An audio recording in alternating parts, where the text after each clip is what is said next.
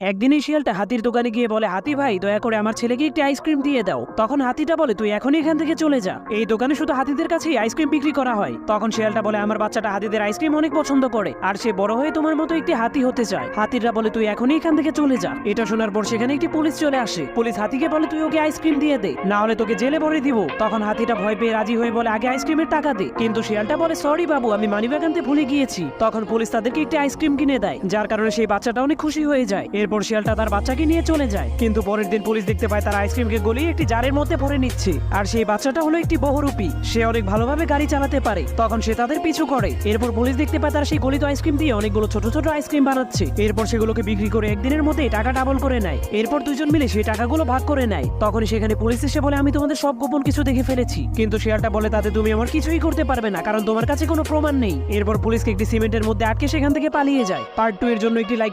একদিন এই শিয়ালটা